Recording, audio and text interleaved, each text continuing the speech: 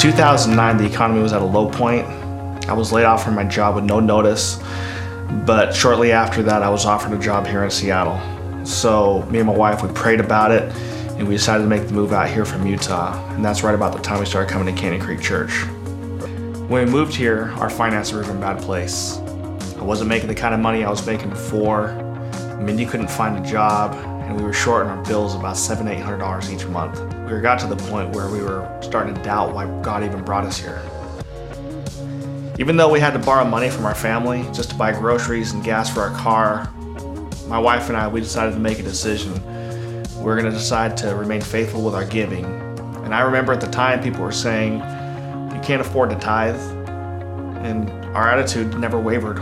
We just stuck with it and said we can't afford not to. Around that time, the church was doing a series called The Treasure Principle. It was about finances from a biblical perspective. At the end of the series, the church selected one family from each service through the means of a raffle, where the church was going to help pay down one of the family's debts. We were selected. Raffle.